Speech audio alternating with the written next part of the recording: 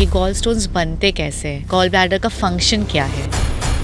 The function of the gallbladder is to store the bile. और gallstone कैसे बनता है एक्चुअली अगर हम बोलें तो etiology is not known. तो ये क्या फैमिली जेनेटिक होता है या लाइफस्टाइल के साथ होता है या क्या रीजंस हो सकते तो आजकल हमारा फास्ट लाइफस्टाइल है, we are more into the fast foods, less sleep, less drinking water, all these helps in development of the gallstone. हैं? वुमेन्स को सबसे ज्यादा गॉल ब्लैडर स्टोन इशू होता है। वीमेंस में हम लोग बोलते हैं कि there 3F, fatty, female, fertile. These 3F में ज़्यादा हमारा गॉलस्टोन है. तो 60 to 70% ऑफ गॉलस्टोन जो है 40s एज ग्रुप में होता है, फैटी वुमेन्स में होता है और फीमेल्स में होता है. होता क्या है ये एसिडिटी एंड क्या चीज से ट्रिगर करता है? हमारा रिगरगेटेशन होता है. जो डाइजेस्टिव सिस्टम है, माउथ के बाद ईसोफेगस आता है, ईसोफेगस के बाद स्टमक आता है. And at the junction of the oesophagus and the stomach there is a lower esophageal sphincter, that is the LES. When that LES is weak, when the acidic juice of the stomach refluxes into the esophagus, तो ये common term में हम acidity बोलते हैं इसको. जिसका नाम सुनते ही I think the first thing that comes in the mind is कि ये क्यों हो गया, राइट? That is cancer. ये होता क्या है, क्यों होता है, कैसे होता है? कैंसर लोगों के मन में ये आता है कि कैंसर हो गया तो अभी तो डेथ ही है. Cancer is a excessive growth of the cells in the tissue. एक सेल है, उसका एक ग्रोथ का एक फ्लो होता है, एक पाथ होता है. Some triggering point which triggers that path and there is a rapid increase in the number of the cells growth. That is the cancer. Nowadays it is very common, younger or elderly, सब age group में होता है. Cancer can be prevented, but with the some. Thank you, Diksha. I am very much excited to be here and discussing lots and lots of more important topics. Great, we are also very excited sir. So पहले हम start करते हैं common disease से, gall stone. So before we understand gall stones के बारे में, तो sir पहले मैं आपसे पूछूंगी कि ये होता क्या है, ये गॉल स्टोन्स बनते कैसे हैं, गॉल ब्लैडर का फंक्शन क्या है? फर्स्ट ऑफ ऑल मैं तुम्हें बताता हूँ कि गॉल ब्लैडर जो है, this is the part of the digestive system. And जब भी लीवर के अंदर में बाइल का प्रोडक्शन होता है and that gallbladder function is to store the bile when we are in the empty stomach. Okay. जब हम खाना खाते हैं तो कुछ एंजाइम्स निकलते हैं लाइक कोलेसिस्टोकाइनिन एंड ऑल. वो बाइल gallbladder को कॉन्ट्रैक्ट करता है and that bile flow into the digestive system, into the duodenum and mixes with the food and helps in the digestion of the fatty things. So the function of the gallbladder is to store the bile. Okay. और gallstone कैसे बनता है actually अगर हम बोलें तो etiology is not known. But thing is that there are some thoughts about that. क्या होता है कि बाइल, कोई भी बाइल के अंदर 3 कंपोनेंट्स होते हैं, cholesterol, bile pigments and the bile salts. Okay. When the person जो कि ज़्यादा फैटी डाइट्स लेता है तो level of the cholesterol increases and that cholesterol जो है वो सैचुरेट हो जाता है, ओवर सैचुरेट होके क्रिस्टल्स बनाता है and that crystals is the cholesterol by gallstone. Okay. Sometimes क्या होता है कि आपका हमारा बाइल सॉल्ट्स जो है इनफ नहीं होता है कि वो डिज़ोल्व करके रखे बाइल्स पिगमेंट्स को. ओके. तो देन क्या होता है कि bile pigments deposited into the gall bladder और वो सैचुरेट होके स्टोन्स बनाता है, that is the pigment stones. So in this way different types of gallbladder stones develop. Understood. Okay. And अभी जैसे अभी हमने देखा है कि गॉल स्टोन आजकल बहुत कॉमन हो गए हैं, तो ये क्या फैमिली जेनेटिक होता है या लाइफस्टाइल के साथ होता है या क्या रीजंस हो सकते हैं? Both the reasons is there, but most commonly lifestyle में प्रॉब्लम के वजह से ये ज़्यादा कॉमन होने जा रहा है आजकल. क्योंकि आजकल हमारा फास्ट लाइफस्टाइल है, we are more into the fast foods, less sleep, less drinking water, all these helps in development of the gallstones. Genetic cause भी है but this is very small percentage में है जिसमें कि गॉलस्टोन एक family में tradition में आता जाता है. But lifestyle is the more important factor for the development of the gallstones. Understood. तो सर जैसे आपने बोला कि लाइफस्टाइल एक इम्पॉर्टेंट रीज़न है गॉल स्टोन होने के एंड फैमिली जेनेटिक्स भी जैसे रोल प्ले करती है, इसके अराउंड एक और क्वेश्चन आता है कि वुमेन्स को सबसे ज़्यादा गॉल ब्लैडर स्टोन इशू होता है.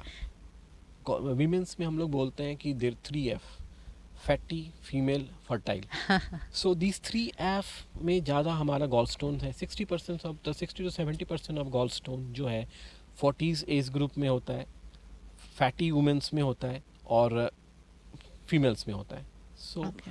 सो 3F is the criteria for the gall stone में हम बोलते हैं मेडिकल साइंस में. तो जैसे आपने बोला फैटी, राइट, तो आपके हिसाब से क्या डाइट होना चाहिए या क्या लाइफस्टाइल होना चाहिए जिससे जो chances of the gall bladder stones हैं वो कम हो जाए? सबसे इम्पॉर्टेंट पहले हम लोग डाइट्स के ऊपर में अगर डिस्कस करें, हम्म, fruits and vegetables, especially the colored fruits and the vegetables, high fibrous diet, hmm, like आजकल हम लोग ओट्स खाते हैं, ब्राउन राइस खाते हैं, मतलब होलसम सीरियल्स होना चाहिए डाइट में, right. like brown rice, quinoa, oats, these should be there.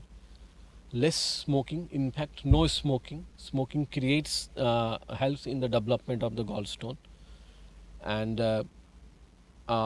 फिर अगर हम बोलें lots of drinking water, amount of drinking water should be adequate, 3 liters to 3 to 4 liters हम ऐसा बोलते हैं आजकल. एंड अगर हम बोलें तो सम फैटी फूड्स लाइक, अगर हम फास्ट फूड के बारे में डिस्कस करें तो like burger, fried items like French fries, like pizza, all these have lots of quantity of fatty diets, fats, which helps in the more secretion of cholesterol. So the more cholesterol saturation, so the more chances of gallbladder stone is there.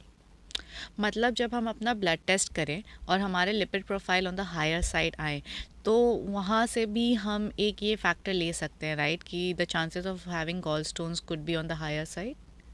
Yeah, we can take that thing कि lipid profile में अगर हमारा lipid profile completely deranged है, VLDL ज़्यादा है, triglyceride ज़्यादा है, LDL ज़्यादा है, SDL कम है, तो वेरियस हेल्थ इश्यूज होते हैं उसमें कारण, बट उसमें एक गॉल स्टोन भी हम उसको मान सकते हैं. तो सर जब हम वेट गेन का बात कर रहे हैं कि फैटी फूड का बात कर रहे हैं या ऑयली फूड का बात कर रहे हैं, तो हमने देखा है कि ये कॉन्शियसनेस अब अगर हम देखें तो बहुत सारे लोगों में आ चुका है, बट उसके साथ साथ क्रैश डाइट, मतलब इंस्टेंटली वेट लूज़ करना है, एक महीने में 10 kg वेट लूज़ करना है, 3 महीने में 15 kg वेट लूज़ करना है, तो they are started doing crash diet. तो ये जो इंस्टेंट वेट लॉस हम करते हैं, इससे भी क्या गॉल ब्लैडर स्टोन होने के चांसेस हैं? एकदम एकदम बहुत ही इम्पॉर्टेंट है ये क्वेश्चन, क्योंकि आजकल तो बस डिफरेंट टाइप्स ऑफ डाइट्स लोग यूट्यूब राइट. में या फिर वेरियस ऑनलाइन सर्च करके उस डाइट को स्टार्ट कर देते हैं, जो कि ऑथेंटिसिटी पे I don't know, you are nutritionist, you can say that about that thing. Right. But rapid loss, weight loss helps in the development of the gallstone. There are very various mechanism for that. क्या होता है कि जब हम rapid weight loss करते हैं तो liver excess amount में कोलेस्ट्रॉल को रिलीज करता है, तो वो दैट कोलेस्ट्रॉल जाके जब बाइल स्टोर होता है गॉल ब्लैडर में और कोलेस्ट्रॉल लेवल बिकम हाई, तो saturated that cholesterol become saturated and the crystal formation and the stone formation is there. Completely gall bladder का जो फंक्शन है वो डिरेंज्ड हो जाता है. सो there is a stasis of the bile in the gallbladder, and this stasis leads to precipitation of the bile pigments and leads to the gallbladder stone formation more when there is a rapid loss of the weight. जब rapid weight loss करते हैं तो क्या होता है कि liver का mechanism और function get deranged. All the bile salts जो बनता है लीवर में, synthesis of the bile salts और the level of the bile salts in the bile decreases. So this causes the precipitation of the cholesterol and the bile pigment, जिसके वजह से gallbladder stones का chances very high हो जाता है अगर हम रैपिड वेट लॉस करते हैं तो. Wow, this was very insightful. तो सर जैसे आपने बताया कि वेट लॉस होना चाहिए लेकिन ड्रास्टिकली नहीं, with the right food, right quantity and in the right way हमारा वेट लॉस होना चाहिए. तो जब हम अपने वेट लॉस जर्नी में हैं, या if I put it in the right way, जब हम अपना fat loss and muscle gain journey में हैं, तो how much does omega 3 supplement help us? Omega 3 supplements is very much important, I think so. DHA or EPA, whatever it is. So what happens कि omega 3 fatty acids detoxify the bile. That causes the detoxification of the bile. How is the detoxification? Omega 3 fatty acids increases the bile salt level, decreases the cholesterol level. So the balance of these things बहुत ही smooth होता है. And क्या होता है कि omega 3 fatty acids increases the bile flow. So the cholestasis, that is the stasis of the bile, is less. So the flow of the bile is very smooth. So there is no stasis. The chances of deposition of the pigments or saturation of the pigments decreases, and the contraction of the gallbladder is very in a good way because of this omega-3 fatty acids. So in this way, the omega-3 fatty acids helps in prevention of the gallbladder stones. Wow. But there are many other things which is beneficial after taking the omega-3 fatty acids, which we can't discuss right now because we are discussing about the gallbladder. So in this way, I can say that omega-3 fatty acid is very much essential for the prevention of the gallbladder stones. Okay, तो sir जैसे self prescription आजकल हम देखते हैं, तो क्या कोई भी जो भी एक वेट लॉस जर्नी में है, क्या ओमेगा 3 सेल्फ प्रिस्क्राइब करके ले सकते हैं या आई डोंट थिंक सो. कैसे? I don't think so. अगर आप सिर्फ ओमेगा-3 फैटी एसिड्स ले रहे हैं, मल्टीपल फूड सप्लीमेंट्स ले रहे हैं, वे प्रोटीन ले रहे हैं, but you are not doing physical activity, तो फिर बैलेंस नहीं है आपका. अगर Right. बैलेंस नहीं है तो that can harm you. Understood. Okay, perfect. And what about vitamin D? Vitamin D with gallbladder stone still under suspicious thing. There is no documentary proof in the medical science कि vitamin D लेने से या vitamin D level deranged होने से gallbladder stone होता है. Okay. तो when I am understanding all of this things, मैंने ये भी लोगों में देखा है कि जब गॉल ब्लैडर स्टोन हो जाता है, तो या जब दे फाइंड आउट कि गॉल ब्लैडर स्टोन हुआ है, तो हम अपने घरेलू नुस्खे यूज़ करते हैं. जैसे हमने लेमन वाटर डिटॉक्स या साइडर विनेगर डिटॉक्स कर लेते हैं. तो ऐसा डॉक्टर आपके हिसाब से ये करना चाहिए, नहीं करना चाहिए, कब अगर कर भी रहे हैं तो कब स्टॉप कर देना चाहिए, पेन कैसे क्या रहता है, what are the symptoms basically, and किसका प्रिकॉशंस क्या ले सकते हैं? सी आई डोंट थिंक कोई भी घरेलू इसका काम आने वाला है इस गॉलब्लैडर स्टोन में. बहुत सारे लोग डिफरेंट टाइप्स ऑफ मेडिसिन में भी जाते हैं, डिफरेंट जो मेडिसिन है, एलोपैथी है, होम्योपैथी है, यूनानी है. बट आई डोंट थिंक सो कि किसी भी नुस्खे से गॉलब्लैडर स्टोन अगर हो गया है तो वो जाने वाला है.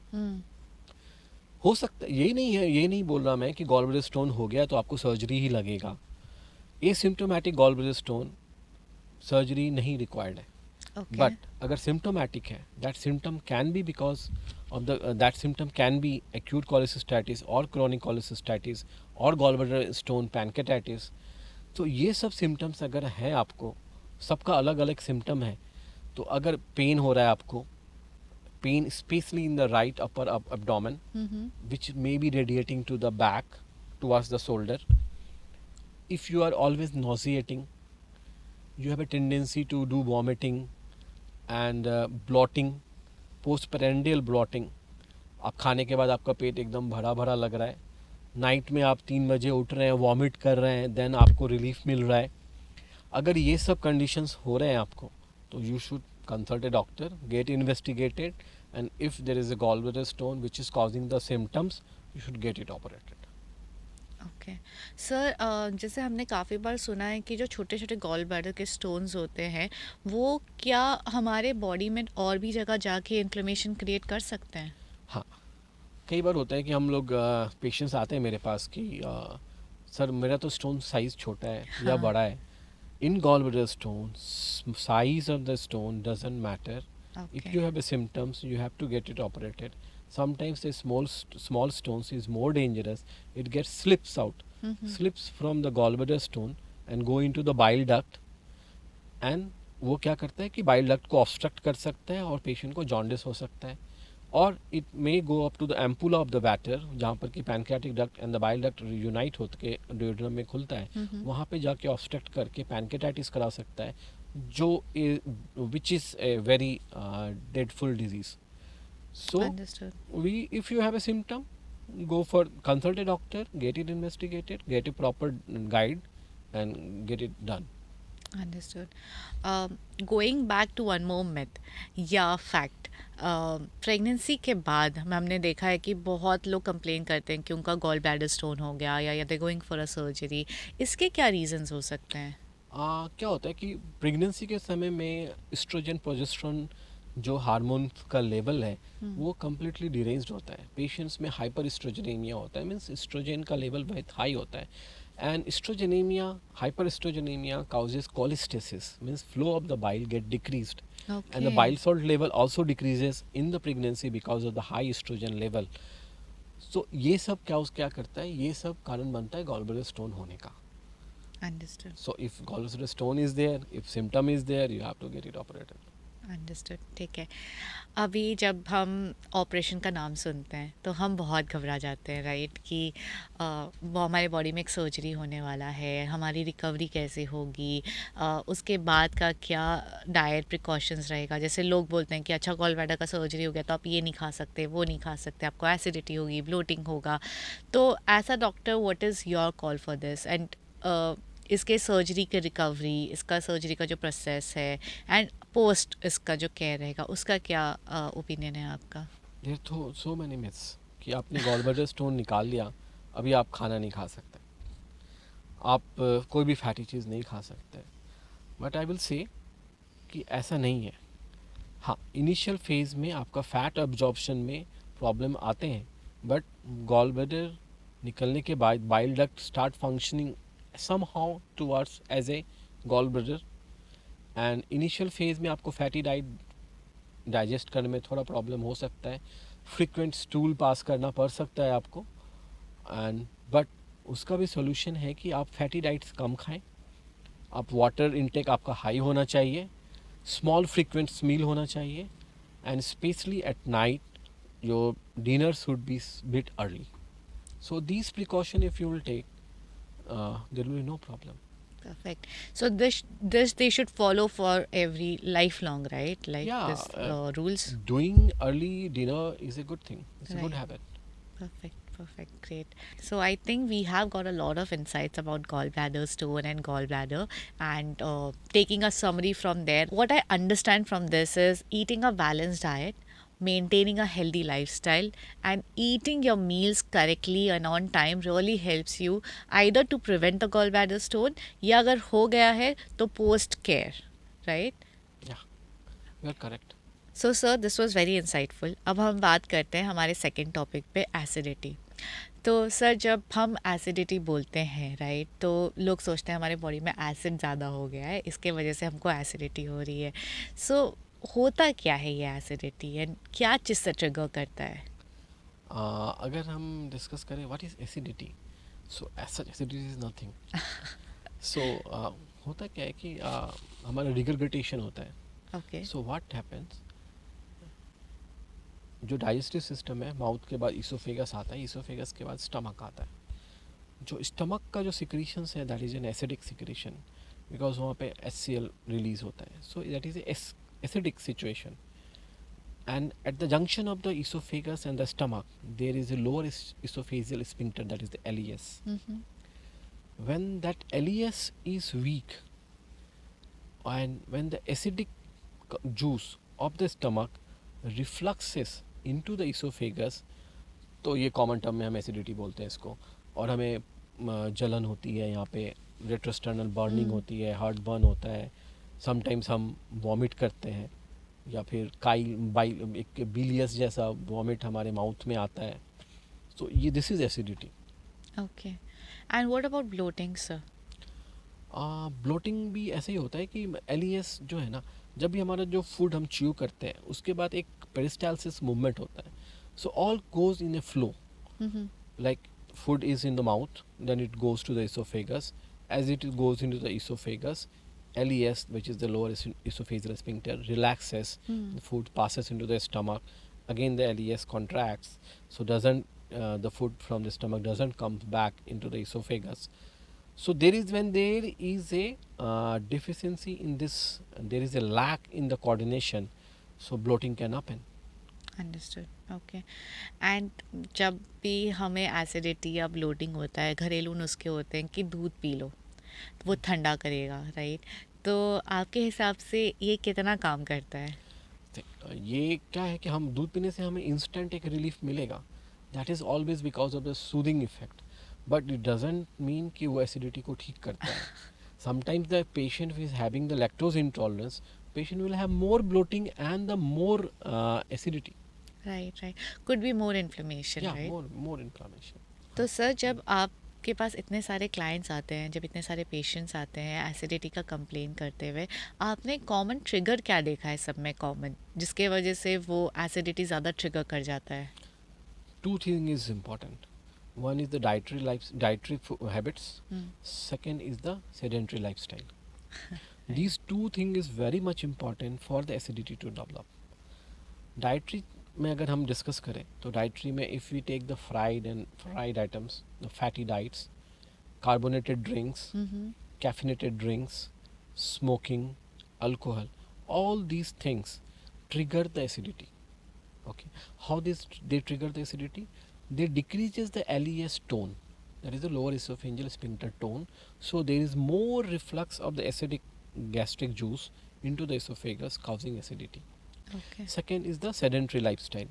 अगर हमारा कोई फिज़िकल एक्टिविटी नहीं है और हम कोई भी एक्सरसाइज नहीं कर रहे, कोई वर्कआउट नहीं कर रहे, कोई भी फिज़िकल एक्टिविटी नहीं है, हम लेथार्जिक हैं, ऑल द टाइम बैठे रहते हैं, कोई मूवमेंट नहीं है, तो क्या होता है कि ये एलियस कंपोनेंट जो है वो और रिलैक्स होता है. ओके सो हमारा कोई एक्टिविटी नहीं है, तो दिस कॉजेज और मोर एसिडिटी. ओके सो जब ये एसिडिटी होता है, मैंने खुद ने भी देखा है मेरे बहुत सारे क्लाइंट्स में, वो सेल्फ प्रिस्क्राइब मेडिकेशन करते हैं, वो खुद ही पिप्स लेते मेडिसिन लेते रहते हैं, सोचते हैं कि वो एसिडिटी तो कम हो गई है and they continue with the day to day activity. So as a doctor, as a surgeon, आपका क्या पॉइंट ऑफ व्यू है ये सेल्फ प्रिस्क्राइब मेडिकेशन का के बारे में? दिस इज सी, कोई भी डॉक्टर बनता है या आप न्यूट्रिशनिस्ट बनते हैं तो ये बहुत सारे पढ़ाई करने के बाद, बहुत सारे बुक्स पढ़ने के बाद आप बनते हैं. राइट तो सबका एक कॉन्स है, डूज है, डोंट्स है. तो बट विदाउट वो जाने अगर हम कुछ करते हैं तो obviously that is wrong. Like this कि अगर कोई पेशेंट है, कोई भी आदमी है, अगर उसे लगता है कि एसिडिटी होता है, बार बार खुद से वो जाते हैं मेडिसिन शॉप में, और हमारे यहाँ इंडिया में एनी टाइम बहुत सारे दवाई विदाउट प्रिस्क्रिप्शन मिल जाते हैं, तो आप उसको ख़रीदते हैं और आप खाते हैं और चलता है वो काम आपका. आप सिम्टोमेटिक रिलीफ दे दिया अपने आप को, बट आपने इन्वेस्टिगेट नहीं किया. हम 2 महीने 4 महीने से वही दवाई खाए जा रहे हैं, एसिडिटी के दवाई, एक PPI खा रहे हैं, कोई पैंटोप्राजोल खा रहा है, कोई रेबिप्राजोल खा रहा है, कोई ओमेप्राजोल खा रहा है, कोई रेनिटिडीन खा रहा है. लॉट्स ऑफ ड्रग्स आप खाए जा रहे हैं, उसको लॉन्ग टर्म से ले रहे हैं, 2 ईयर्स से ले रहे हैं, 3 ईयर्स से ले रहे हैं, बट आपने इन्वेस्टिगेट नहीं किया कि वो सच में वो एसिडिटी ही था, या वो गॉलब्लैडर स्टोन था, या गैस्ट्रिक कैंसर था, या फिर कोई गैस्ट्राइटिस था, एक्यूट गैस्ट्राइटिस था, कोई अल्सर था आपके स्टमक में या ड्योडेनम में, या ड्योडेनल अल्सर था. जब वो कॉम्प्लिकेशन में कन्वर्ट होगा, ड्योडेनल अल्सर ब्लीड करेगा, तब आप एक किस सिनारियो में आ गए आप. एंड आप लॉन्ग टर्म से ये PPIs ले रहे हैं तो उनका तो काफ़ी इफ़ेक्ट्स है.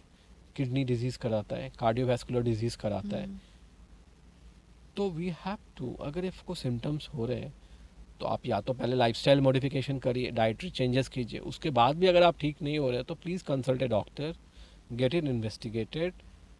आपको अगर कुछ है तो get it treated for that. Sir early signs क्या रहेंगे जो हमको हेल्प करेगा इस स्टेज तक ना पहुंचने के लिए? जैसे कभी कभी हम बोलते हैं राइट कि अरे कल रात को बहुत हैवी डिनर हुआ तो आज सुबह हमको हैवीनेस लग रहा है या एसिडिक लग रहा है, या कभी कुछ हमने बहुत ज़्यादा फ्राइड आइटम खा लिया तो हमें एसिडिटी होने लग जाती है. तो वो once in a while episode के अलावा हमको कब वो ट्रिगर समझ में आना चाहिए कि let's go and get a test done, and किस टाइप का टेस्ट हमें हेल्प करेगा? अगर आपको एसिडिटी से रिलेटेड अगर हम लोग डिस्कस करें, आपको फ्रीक्वेंटली ये चीज़ें हो रही हैं, आपको रात में आपको 2 से 3 बजे अपनी नींद से उठ के वॉमिट करना पड़ रहा है, यू कांट टॉलरेट, रिगरगेट इतना आ रहा है कि जूस आपके नोज से निकल जा रहा है, माउथ से निकल जा रहा है, please investigate, please get consult A doctor. अगर वो डॉक्टर को लगता है तो he can get an ultrasound done, get an endoscopy done, see what is the cause for all these things, and in initial stage medicine can be a treatment for all these things. Understood. Sir lifestyle food habit जैसे आपने starting में बताया, तो आपके हिसाब से क्या करना चाहिए लोगों को अपने गट हेल्थ को मेंटेन करने के लिए, अपने लाइफस्टाइल को मेंटेन करने के लिए? Most important is the food and the and the physical activity. Fruits and vegetables, whole grains we should take, like brown rice, quinoa, oats, and healthy fat they should take, like olive oil and all these things. They should take nuts, almonds. They should take berries. So these are the food they should have in their diet. Lean protein they should take, not the processed meat they should take, and the physical activity. A minimum of half an hour physical activity, minimum is very much required for a healthy lifestyle. Sir जैसे अभी आपने बताया कि minimum 30 minutes of workout करना चाहिए and एक healthy lifestyle maintain करना चाहिए। इसके अलावा भी आजकल एक मैं बोलूँगी काफ़ी कॉमन ही है, क्योंकि बच्चे से लेके बड़ों से लेके सबको स्ट्रेस होता है।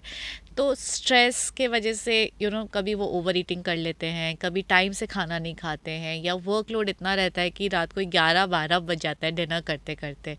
तो does this play a role in your gut health और in your acidity? Yeah, stress releases because of the stress, and patient doesn't have a proper sleep, and stress releases many hormones, many cytokines in the body, which causes the inflammation in the gut, as well as increases the acid secretion into the stomach and decreases the LES pressure, and peristalsis of the gut भी hamper होता है. So all these in a summarized way affects the GI system and causes acidity also. Understood. And what about eating late?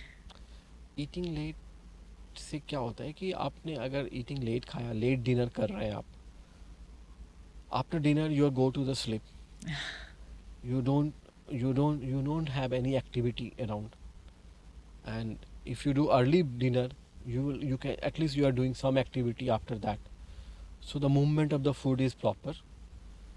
As you sleep, some especially the geriatric patients, their LES becomes dilated, so the reflux is very high. So early dinner helps in the proper digestion. After 2 to 4 hours क्या होता है कि food जो है वो peristalsis से stomach से आगे चला जाता है, तो आपका रिफ्लक्स होने का चांसेस बहुत कम हो जाता है. बट आप डिनर आप 11 बजे कर रहे हैं और 12 बजे आप सोने जा रहे हैं, तो 1 hour food is still in the stomach, so chances of reflux is very high. So early dinner helps in decreasing the acidity as well as the gastroesophageal reflux. Perfect okay. Sir एक और question इसके around, जब लोग बोलते हैं कि हमने late dinner किया तो हम वॉकिंग कर लेते हैं, उसके बाद हम 10 मिनट चल लेते हैं, ये क्या डिफरेंस क्रिएट करता है कुछ? I don't think, because अभी हमने डिस्कस किया कि Right. 4 hours लगता है स्टमक को एम्प्टी खाना होने को में. Digest Gastric emptying time is 4 hours. So still the food is in the stomach only. Stomach only, right? Perfect. Okay. So I think this was very much eye-opening, and ये काफ़ी लोगों को help करेगा. Yeah. So guys, if you're having acidity या any kind of gut-related issues, please do not take it lightly and start monitoring what you're eating. Start monitoring कि आप अपना एक healthy lifestyle maintain कर रहे हो, and अगर कुछ भी issue हो तो please self-prescribe medications ना लें and visit a doctor, visit a nutritionist for better treatment. Right, sir? Yeah, correct. Perfect okay.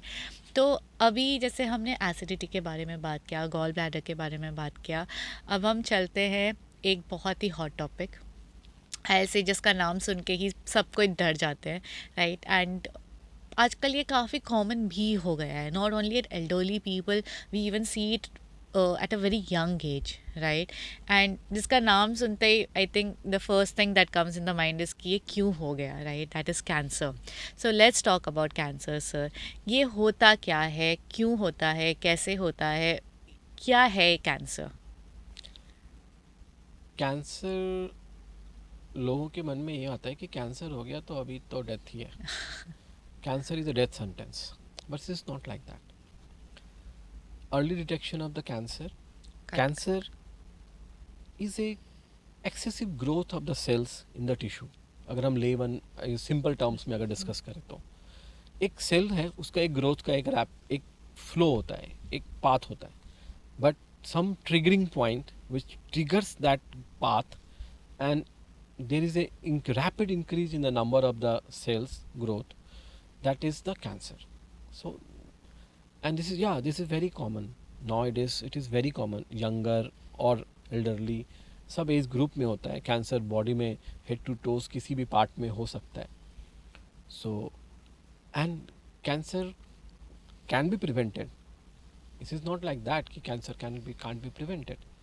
Cancer can be prevented, but with some modification in the lifestyle, some change in the dietary things, at least we can prevent 30 to 40% of the cancer.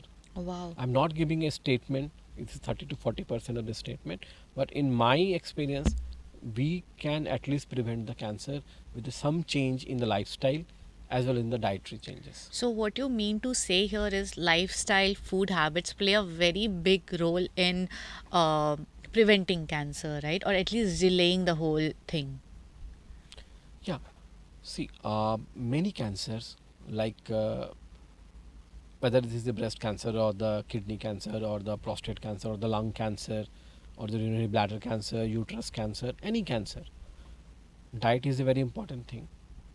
Like in the GI cancers, like the gastric cancer or colorectal cancer, we take lots of uh, fried items, fatty diets. They have oxidants. They trigger the cell path. They helps in development of the cancer. Like tandoor item we take, Mm-hmm. and they are put in the coal, and there are lots of oxidant in that. These oxidants trigger the cell path, helps in development of the cancer. Like the processed food we take, they have lots of preservatives which are carcinogens. We take lots of alcohol. Alcohol causes cancer in the gastric cancer.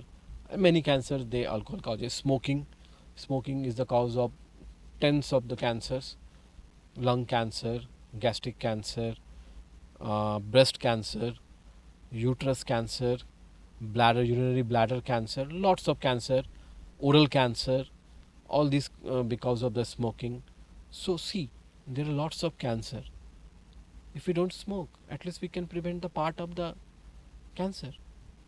I'm not saying only the smoking is the cause of the oral cancer. Many things are oral cancer, tobacco chewing, any and many times the oral cancer में हमें cause नहीं पता है, but at least some part में तो हमें पता है कि smoking, tobacco chewing cancer करता है. So at least we can prevent that thing.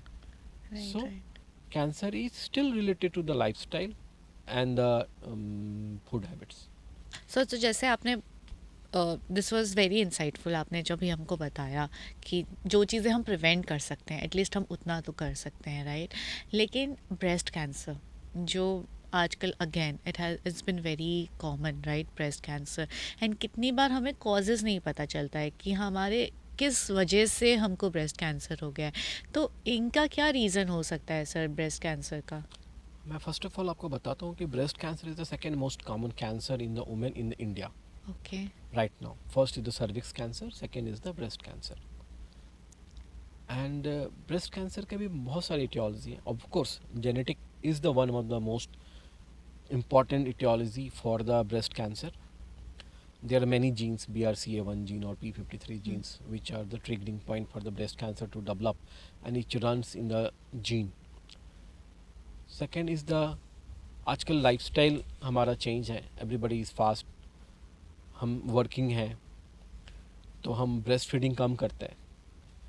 That can be a reason for the breast cancer to develop. Wow.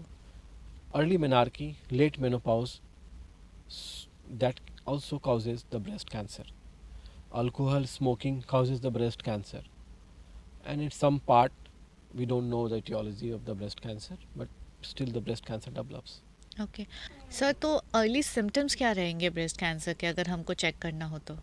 सी दो इम्पॉर्टेंट बात मैं बोलना चाहूँगा.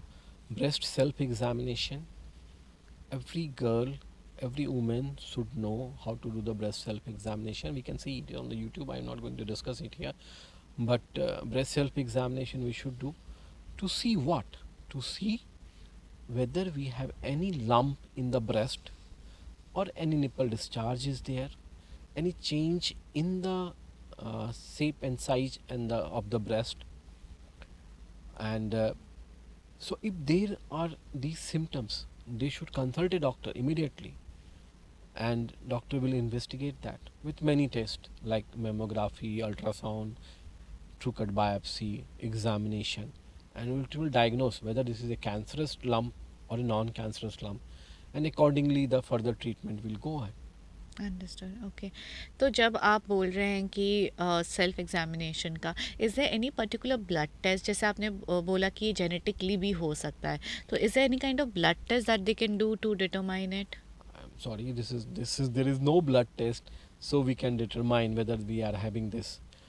We can do if you have a breast cancer in your family and in the maternal families, sisters and all. You can do some genetic test for these genes which I mentioned to screen them कि that yeah हमें होने वाला है and all. Right, right, But there is no blood test कि हम इसे पता कर सकें कि हमें breast cancer ही होने वाला है. राइट। बट यू फील कि अगर हम जेनेटिक टेस्टिंग कराएं, राइट, अगर हमको पता है कि हमारे फैमिली में है, या just as a precautionary thing, तो अगर हम जेनेटिक टेस्ट करें तो it really helps, right, to Yeah, prevent it it? really helps in prevention. Perfect, And perfect, many things are like in the breast cancer we do screening also. Okay. So what happens? Any woman above 40 years of age group should do mammography at least once in a 2 year. Okay, Any woman above 50 years of age group should do mammography once in 1 year at least okay, for the early detection and the screening of the breast cancer. understood. So any food that you think that we should avoid or that we should take, to maintain a good or cancer free life? So as such there is no, but at least we can try for that.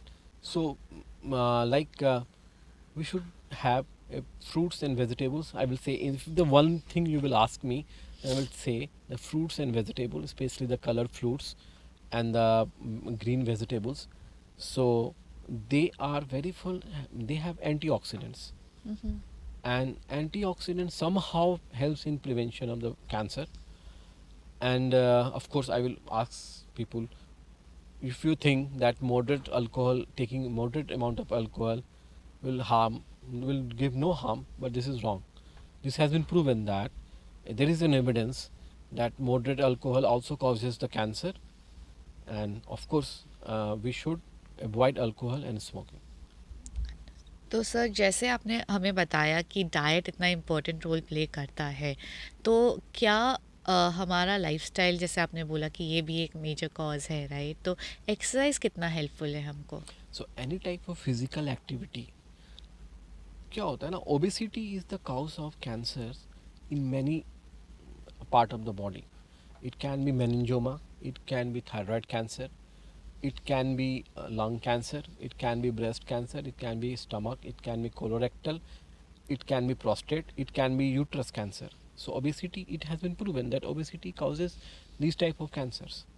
So if you are going for a physical activity or a exercise, it helps in prevention of the obesity, hence the the cancer, chances of cancer. cancer is decreasing. So lifestyle modification is very much important, whether this is diet or the physical activity. We have to increase the muscle mass and decrease the fatty thing in the body. Understood.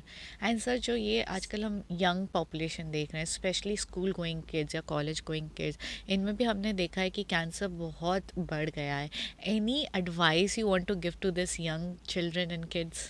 Yeah, physical activity, that is very important. You see people are घर के अंदर ही बंद रहते हैं बच्चे, बाहर निकलते नहीं, there is less physical activity, so chances of this will increase. See, one important thing is that the skeletal system of the body is the largest organ in the largest system in the body, and we have to take care of that. So if we see the surface area wise, skeletal system is the largest system of the body. हमें तो उसका ध्यान रखना है. Also may be Swiggy या जोमेटो हटा देने phone से तो ईजी हो जाएगा। Okay, perfect. तो सर जैसे आपने हमको कैंसर के बारे में इतना बताया, you know, you have given us so much of insights about it. कोई एक ऐसा सर्जरी जो आपके, you know, that's very close to your heart, that you want to share with us. मैंने तो बहुत सारी सर्जरीज की। मैं एक केस डिस्कस करता हूँ। 72-year-old female from the hills of the North Bengal, I mean Darjeeling. उनका सन मेरे पास आए, बहुत सारे हॉस्पिटल से बेचारे घूम के आए और मेरे को इमरजेंसी में दिखाया रात में at 10 or 11 o'clock. She was having pain abdomen and bleeding in the stool. हम तो उस समय एडमिट किए, फिर अगले दिन इन्वेस्टिगेट किए। This is story 5-6 years back. Okay. So investigate करने पे पता चला कि she is having the rectal cancer and she was 72-year-old. She was having cardiac problems and all, but the people trusted me. I tell them कि मैं बहुत ही high risk होगा and it is going to be very difficult and she was on many medications. They trusted me. So and then we operated her. Operation was long because of many adhesion and all, but we did the operation successfully. Post-op scenario also, she had so many complications and I have to stay in the hospital for the whole night one day. So because मैंने बहुत मेहनत किया था उस surgery को करने में, तो मुझे लगा कि अगर मैं रात भर उसको अच्छे से देख लूँ तो शायद वो निकल जाए, वो मे बी उस दिन रात उसकी आखिरी रात होती.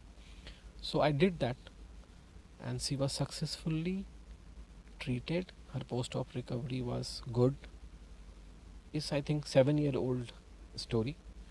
Since 7 years, she is visiting me. She is happy. Now she is 79-year-old. She is still happy. She is fit now. So why I told this story? Because she was rejected by many hospitals. But मैंने उनको उन्होंने मुझ पर trust किया कि ठीक है, sir can do that. And उस केस के लिए मैंने रात भर रुका भी पेशेंट को पोस्ट रिकवरी में देखने के लिए. And they showed lots of faith on me and result is good. She is having rectal cancer, 72-year-old when I operated her. Now she is 79, still healthy. Perfect. Also may be उनका जो एक positive nature था, that might have helped her in the quick recovery Yeah, also, right? emotional thing is very much important in the cancer recovery. I have many cancer patients. We help them to make a group. They have WhatsApp group. They discuss their problem among themselves, and this thing helps them. वो आपस में अपना problems discuss करते हैं और खुद ही solve करते हैं वो हमें problem.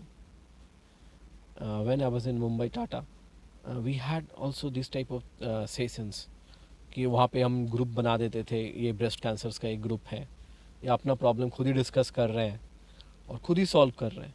They enjoy among themselves. And this, there is evidence that if you have an unstressful life, if you are emotionally correct, prognosis of that cancer patient is very much improved. There is an evidence for that. So may be because हम इतना डर जाते हैं cancer का नाम सुन के कि हमको लगता है कि बस अब एंड है, राइट? तो मे बी दैट जो हम सोचते हैं वो हमारे सेल्स को और भी ज़्यादा ट्रिगर करता है वो.